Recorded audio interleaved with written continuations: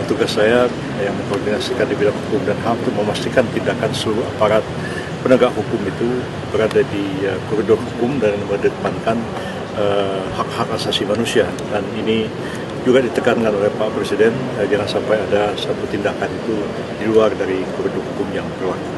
Tuntutan Pak, 17.8 Pak. itu juga apakah pemerintah akan membuka komunikasi dengan mahasiswa, menerima mahasiswa? Tadi ada arahan ke Bapak? Iya, Pak Mendikti juga diberikan arahan oleh Pak Presiden untuk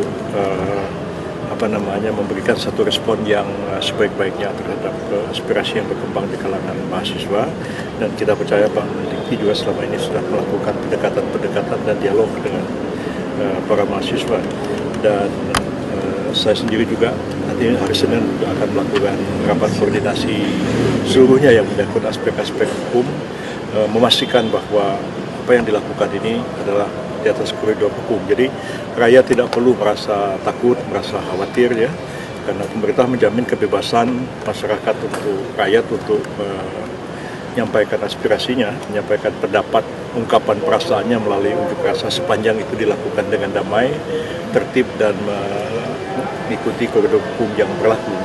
Jadi penegakan hukum yang ditegaskan oleh Pak Presiden itu, bahkan beliau mengatakan penegakan hukum yang tegas begitu, itu hanya dilakukan terhadap orang yang memanfaatkan situasi demonstrasi itu untuk berbagai tindak kejahatan, ya seperti melakukan perusakan, pembakaran,